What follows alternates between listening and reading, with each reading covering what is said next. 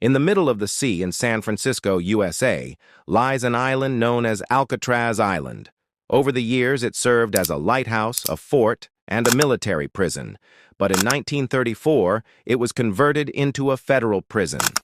Spread across 22 acres, this island was built on a massive rock in the sea, earning it the nickname The Rock.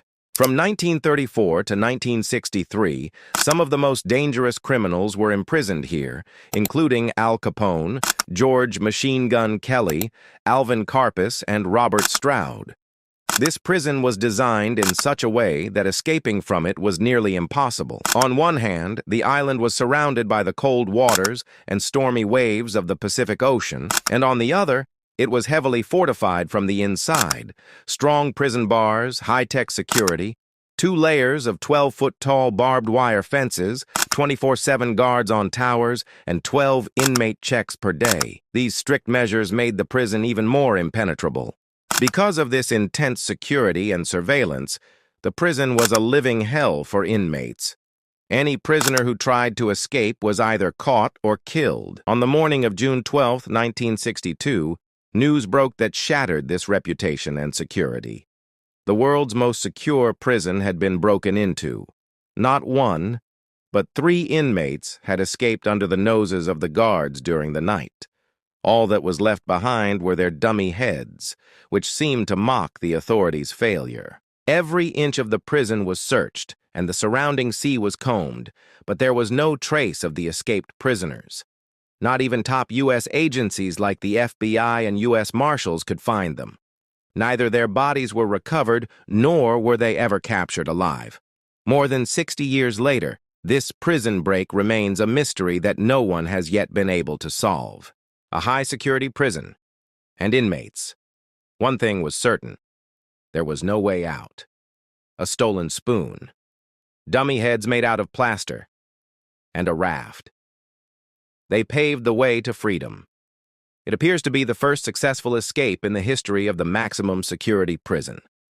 Brothers John and Clarence Anglin and Frank Morris disappeared in the night and have never been found. The escape triggered the greatest manhunt in San Francisco's history. Agents of the FBI, Coast Guard, Highway Patrol, Sheriff's Department, and local police joined the search. They found 3 decoy heads lying in the beds. The Anglin family believes this is a photo of John and Clarence Anglin taken at their home in Brazil in 1975. There are 4 main characters in the story of this most legendary prison break in history. The first is Alan West, who had been arrested more than 20 times for theft and had served time behind bars on numerous occasions. Due to his repeated crimes and escape attempts, he was transferred to Alcatraz in 1957. The second key character is a cunning and clever criminal with an IQ of 133, Frank Morris. Abandoned by his parents at age 11, he entered the world of crime at just 13. Having spent much of his youth in and out of prison, he never gave up crime. After a major bank robbery, he was imprisoned in the Louisiana State Penitentiary, but escaped from there too. He was later captured and sentenced to 14 years. In January 1960, he was sent to America's most dangerous prison, Alcatraz. The third and fourth characters are John and Clarence Anglin, 2 brothers who started robbing and stealing at the age of 14. Besides theft, the one thing they were really good at was swimming. Both were excellent swimmers. However, their addiction to crime led them to Alcatraz. For robbing the Columbia Savings Bank, John Anglin was sentenced to 15 years at the end of 1960, and Clarence Anglin received a 10-year sentence at the beginning of 1961. Alan West, Frank Morris, and the Anglin brothers had 2 things in common. They were all thieves, and before coming to Alcatraz, they had tried to escape from every prison they'd been held in. That's why they were brought to this fortress-like prison from which no one had ever escaped.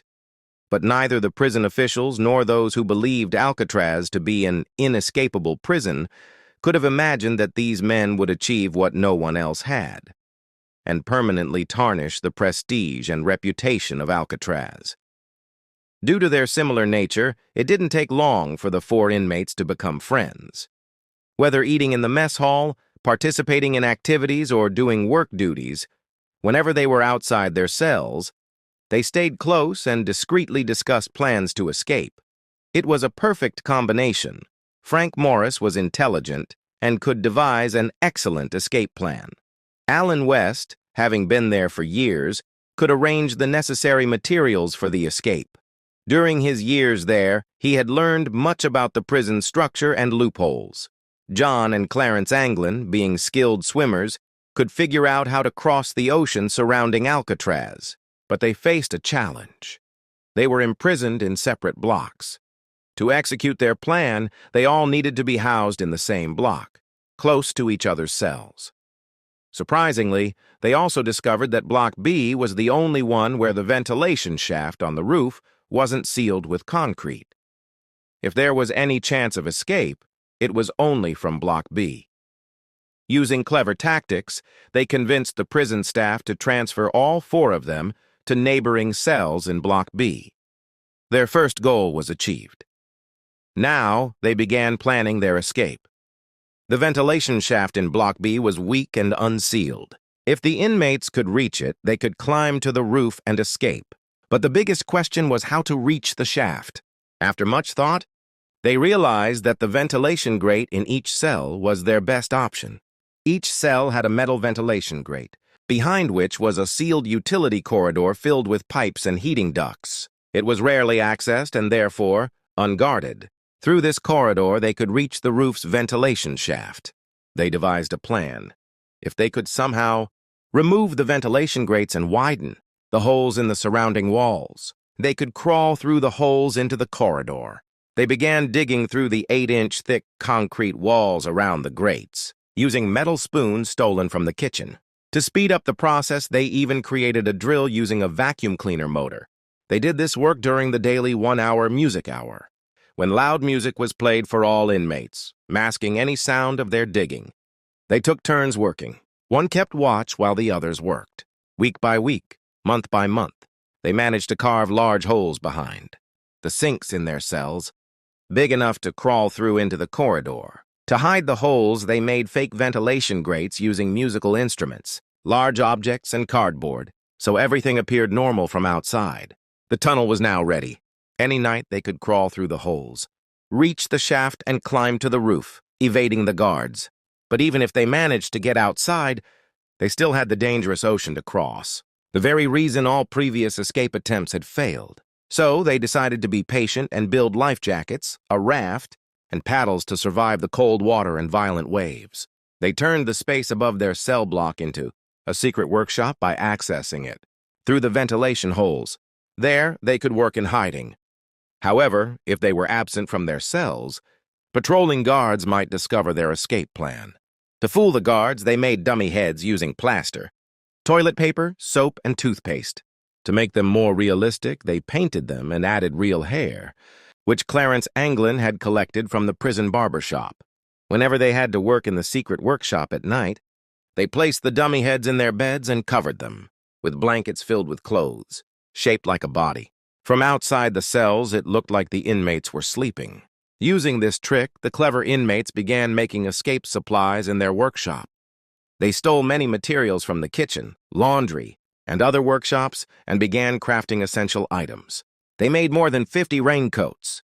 The army also arrived, and a large-scale search operation began. The land and sea around Alcatraz were thoroughly combed, but there was no trace of the escaped prisoners. During this time, Allen West, who was part of the escape plan from the beginning, was also investigated. When the guards searched his room, they found a dummy head just like the other 3. Allen West confessed without any hesitation and revealed the entire plan. According to him, after escaping from Alcatraz, the plan was to reach nearby Angel Island by raft and then cross Raccoon Strait to reach Marin County. From there, they planned to steal a car and some clothes and move further away. Initially, the FBI suspected Allen West was lying, but when a search was conducted around Angel Island, it was confirmed that everything West said was true.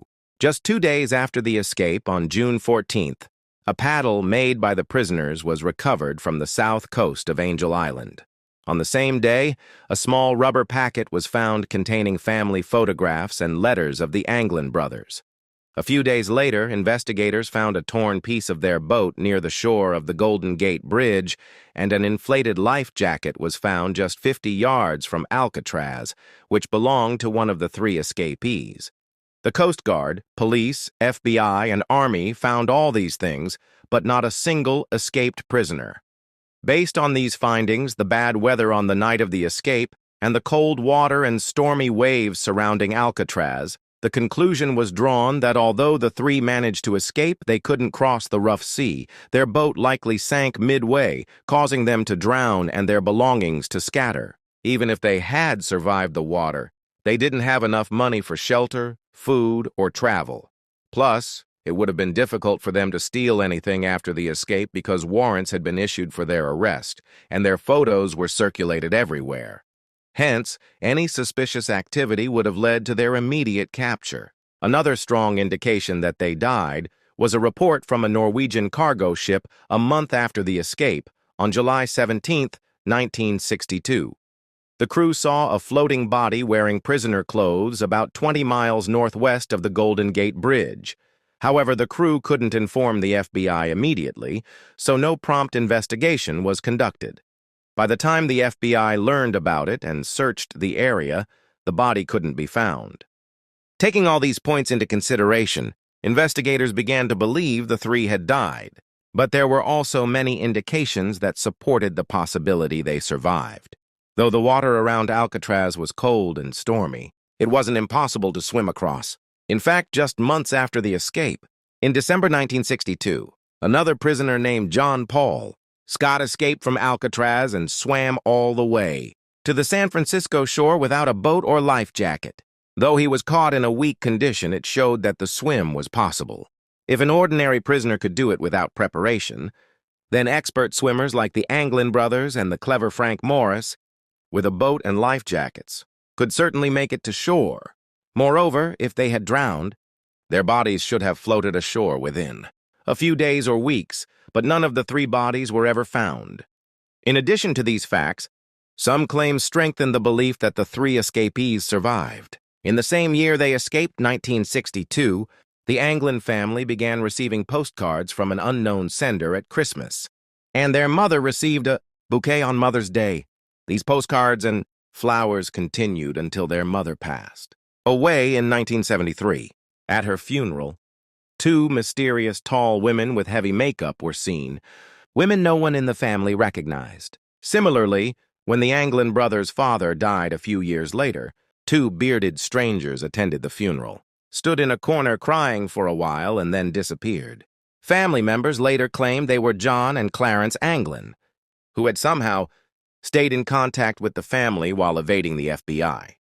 Even with a heavy FBI presence at their mother's funeral, the disguised brothers weren't caught. Another claim about their survival came from Robert Anglin, the older brother of John and Clarence. Before his death, he told the family not to worry about them, as they were safe, and he had been in contact with them since 1963. Frank Morris's cousin, Bud White, also claimed that several days after the escape, Frank met him in a San Diego park. Bud's daughter, who was with him that day, confirmed the meeting. The FBI received many such claims over the years, suggesting the trio survived, but no concrete evidence was found. After about 16 years of investigation with no leads, the FBI closed the case in 1979 and handed over the responsibility to the U.S. Marshals Service. However, even the Marshals couldn't do much. Investigations continued for years, but no solid leads or proof was found. A new development came in 2003 when U.S. Marshal Michael Dyke took over the case. He began reviewing old files and checked records at the Marin County Police Station, where he found a major clue: a police report from the night of the escape about a stolen car. An eyewitness had seen three men stealing a blue Chevy, which was spotted the next day 100 miles away in a town called Stockton, California. A man even filed a complaint saying the car almost collided with other vehicles due to its high speed. Connecting this to Alan West's confession, it appeared the escapees had followed their plan perfectly, reaching Marin County, stealing a car, and escaping further. Unfortunately, since the reports were reviewed decades later, Michael Dyke couldn't get any timely help. While no solid leads were found, sightings of the escapees kept emerging. The years passed, and then came 2015. In 2015, a major revelation occurred. The Anglin family told a retired U.S. Marshal investigator that in 1992, a family friend named Fred Brizzi had given them a photograph taken in 1975 in Brazil. The photo showed two men wearing sunglasses.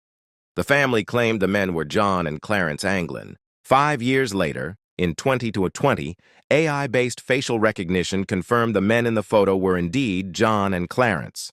But since the photo was from 1975, it didn't help in locating them. Then in 2016, another claim emerged. A man confessed to his nurse on his deathbed that he and his partner had helped the 3 Alcatraz inmates escape. They had waited in a white boat near Alcatraz. When the 3 men arrived, they were pulled aboard and escaped into the night. Interestingly, just days after the escape, a policeman named Robert Cecchi told the FBI he had seen a white boat with no lights near Marina Green while off duty. The FBI had ignored this at the time and did not investigate further. This mystery of the Alcatraz escape continued to take new turns. In 2018, the San Francisco police revealed another shocking detail. They had received a letter in 2013 signed by John Anglin, claiming that all 3 escapees had survived the June 1962 escape. The letter stated Frank Morris died in 2008 and Clarence Anglin in 2011. The writer, claiming to be John Anglin, said he was 83 and suffering from cancer while living in a secret location. He appealed to the authorities for help, saying that in exchange for medical treatment, he was willing to turn himself in.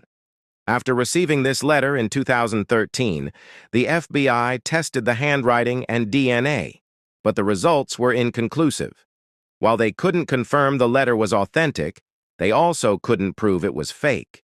So this case, even after more than 60 years, remains one of the greatest unsolved mysteries in American history. Did the 3 prisoners survive the impossible escape from Alcatraz and live hidden lives for decades, or did they drown that night in the cold waters of San Francisco Bay? To this day, no one knows for sure.